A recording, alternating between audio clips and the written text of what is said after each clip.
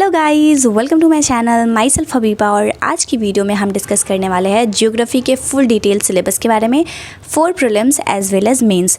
मतलब मैं line to line आपको फुल्ली डिटेल करके समझाऊंगी कि यूपीएससी के सिलेबस में क्या क्या है हमारा। इससे पहले मैंने पॉलिटी, हिस्ट्री और इकोनॉमिक्स के लिए सेम इस टाइप की वीडियोस बनाई है। अगर आपने नहीं देखा है तो कोई बात नहीं, मैं डिस्क्रिप्शन में लिंक दे दूँगी, आप ज़रूर चेकआउट कर लेना। वो वीडियो भी बहुत हेल्पफुल होने वाली है आप लोगों के लिए, क्योंकि मैंने लाइन टू लाइन डिफाइन किया है क्या पढ़ना है, कहाँ से पढ़ना, बुक्स कौन सी होने वाली है, ईच एंड एवरीथिंग। इस वीडियो में मैं ज्योग्राफी के बारे में पूरी चीज़ आपको डिटेल में बताऊँगी। सो आई होप कि आपको ये वीडियो पसंद आएगा और आपके लिए ये वीडियो हेल्पफुल भी रहेगा। सो चलिए वीडियो का स्टार्ट करते हैं। तो पहले मैं बात करती हूँ प्रीलिम्स के सिलेबस की। तो प्रीलिम्स में हमारा सिलेबस लाइक है इंडियन एंड वर्ल्ड ज्योग्राफी, मतलब इंडिया और वर्ल्ड दोनों की ज्योग्राफी हमें यहाँ पे पढ़नी है।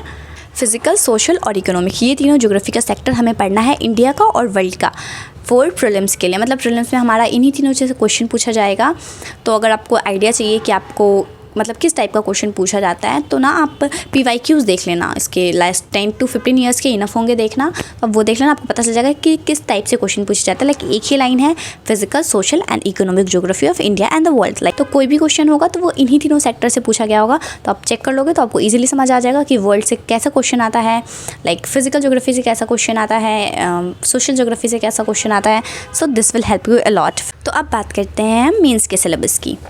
तो मेंस में हमारा सिलेबस ना 3 पॉइंट में दिया हुआ है ज्योग्राफी का।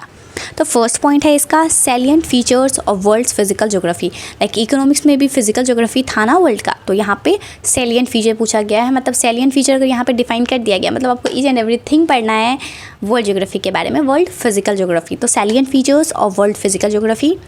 सेकेंड पॉइंट है हमारा डिस्ट्रीब्यूशन ऑफ की natural resources across the world including south Asia and the Indian subcontinent. Factors responsible for the location of primary, secondary and tertiary sector industries in various parts of the world. So distribution, natural resources कहाँ कहाँ distribute करे गए हैं world में, इसके बारे में आपको पता होना चाहिए। सो इतना ही था। प्राइमरी, सेकेंडरी, टर्सरी सेक्टर कहाँ कहाँ पे अवेलेबल होते हैं, क्यों, उसका की फैक्टर क्या होता है। लाइक मैंने 10th में भी इसके बारे में पढ़ा था, तो इस टाइप के आपको पता होना चाहिए कि प्राइमरी सेक्टर वहीं पे क्यों लोकेटेड है, सेकेंडरी सेक्टर वहीं पे क्यों है। लाइक ये सब चीज़ों के बारे में आपको नॉलेज होनी चाहिए।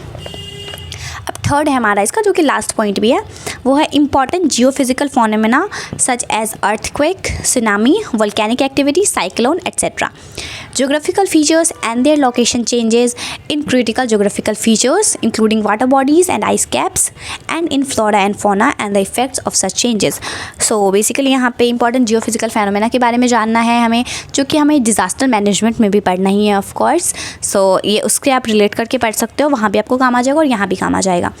और जियोग्राफिकल फीचर्स के बारे में पढ़ना है, लाइक वाटर बॉडीज़ और आइस कैप्स के बारे में, फ्लोरा एंड फौना और इसका क्या इफेक्ट पड़ रहा है। लाइक अभी जो जो चीज़ें हो रही है, लाइक आप इसको ग्लोबलाइजेशन से भी रिलेट कर सकते हो। तो ये ऐसी चीज़ है ना जिसको आप रिलेट करके पढ़ोगे ना तो ज़्यादा बेटर आपको समझ आएगा। लाइक आप हर चीज़ को एक दूसरे से लिंक करो। लाइक ग्लोबलाइजेशन हो रहा है तो ग्लेशियर्स पिघल रहे हैं, कार्बन डाइऑक्साइड की मात्रा बढ़ रही है हमारे इन्वायरमेंट में, तो ओजोन लेयर डिप्लीट हो रहा है। लाइक ईच एंड एवरीथिंग को ना आप रिलेट करके पढ़ोगे तो आपको ज़्यादा अच्छे से समझ आएगा। आई होप कि आप समझ रहे होगे मेरा पॉइंट। तो अब बुक्स की बात करते हैं। तो बुक्स में बेसिकली आपको ना 6 से लेके 12th तक की, मैं 6 बोल रही हूँ तो आई मेंट कि 6 से लेके 12th तक की आपको NCERT की बुक्स पढ़नी ही पढ़नी है। ज्योग्राफी की पूरी ही बुक्स इंपॉर्टेंट है, कोई भी आप छोड़ नहीं सकते हो। 11th 12th में 2 बुक्स हो जाती हैं, तो वो दोनों बुक्स भी इंपॉर्टेंट होती है बहुत ज़्यादा। जो सबसे इंपॉर्टेंट बुक है वो मैं यहाँ पे लगा दूँगी, आप वो देख लेना, वो बहुत इंपॉर्टेंट बुक है। मतलब मैंने बहुत जगह से देखा है उसके बारे में कि बहुत इंपॉर्टेंट है, मस्ट हैव बुक है। लाइक आपको अच्छे से डिटेल में पढ़ना है। अगर आप इतना कवर कर लोगे ईच एंड एवरीथिंग, वो भी डिटेल में, so this will be enough. But आपको इसको सप्लीमेंट तो करना ही है, लाइक न्यूज़ वगैरह से। तो आप डाउन टू अर्थ मैगज़ीन एक होती है, तो आप उसको एक बार देख लेना, वो आपको हेल्प करेगा। बाकी डेली करंट अफेयर्स आप पढ़ रहे हो तो उसमें ज्योग्राफी से रिलेटेड जो चैप्टर्स आ रहे हैं, लाइक ज्योग्राफी में जो भी मैंने भी सिलेबस में बताया उससे रिलेटेड कोई की टर्म आपको मिल रहा है किसी न्यूज़ में, तो आप उसको भी इसमें ऐड कर सकते हो। और इसमें भी मैं आपको यही सजेस्ट करूँगी कि आप टॉपिक वाइज नोट्स बनाओ अपने। This will be more beneficial than chapter wise, क्योंकि मैंने अपने लिए यही वे फाउंड किया है। अगर आपके पास कोई और वे होगा तो आप उसके लिए जा सकते हो। मैं ऐसा नहीं कहूँगी कि नहीं आप मेरा ही वे फॉलो करो, बट ये मेरा खुद का पर्सपेक्टिव है तो मैं आप लोग के साथ शेयर कर रही हूँ, क्योंकि बहुत लोगों ने मुझसे पूछा है कि आप किस तरीके से बनाओगे अपने नोट्स, मुझे बताना, तो मैंने बता दिया। और मैं एक चीज़ बता दूँ, ये जो मैंने मैप्स वगैरह लगाया ना, ये इस साइड ये वाला जो मैप है, ये मैंने इंडिया का फिज़िकल मैप है, ये वर्ल्ड का फिज़िकल मैप है, ये बिहार का मैप है और ये वर्ल्ड का पॉलिटिकल मैप है। तो ये सारे मैप्स ही मैंने लगाए हैं अभी, क्योंकि मैं चाहती हूँ ना कि जब मैं ज्योग्राफी पढ़ूँ तो मैं मैप से रिलेट करूँ। लाइक मैंने ज्योग्राफी में पढ़ा डेक्कन प्लेट्यू, तो मैं मैप पे देखूँगी कि डेक्कन प्लेट्यू कहाँ पे है, तो मैं उससे रिलेट करूँगी। तो यहाँ पे फिर मैं कभी भी जैसे मुझे कहीं क्वेश्चन भी बनाना हो तो डेक्कन प्लेट्यू, तो मैं सोचूंगी कि वो उस रीजन में है, उस रीजन का कैसा एरिया है, कौन सा रीजन है, वो उसके आसपास में कैसा टेम्परेचर रहता है, ह्यूमिडिटी कितना है, सब मेरे दिमाग में खुद ही आ जाएगा। तो मैं दिमाग में लाइक अब डेजर्ट पढ़ते हो तो खुद ही राजस्थान आ जाता है ना, क्योंकि आपने उसको रिलेट करा हो कि राजस्थान मतलब डेजर्ट। सो भले राजस्थान का एक पार्ट में डेजर्ट हो, बट फिर भी आप पूरे राजस्थान को ही डेजर्ट समझते हो। सो दिस टाइप का रिलेशन मैं चाहती हूँ कि मेरी पढ़ाई में हो, दैट्स वाई मैंने इसको रखा। एक ऑक्सफोर्ड की एटलस आपने अपने पास रखनी है, मैं वो ले लूँगी बाज़ार से, मेरे पास अभी है नहीं वो। So I will definitely buy that. आप भी इसको ज़रूर ख़रीद लेना। मैं अच्छा है, मुझे याद आ गया, मैं भूल गई थी इसको बताना। तो एटलस आपके पास होनी चाहिए।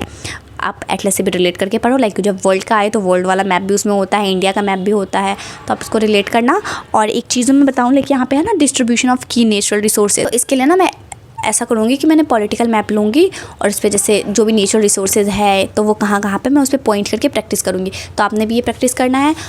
That's it for today's video. I hope कि ये सारी टिप्स और बुक्स वगैरह ये इन्फॉर्मेशन आपको हेल्पफुल रही होगी। अगर आपको ये हेल्पफुल लगा है तो प्लीज़ मेरे वीडियो को लाइक कर दीजिएगा और ऐसे इन्फॉर्मेटिव वीडियोज़ के लिए मेरे चैनल को सब्सक्राइब कर लीजिएगा।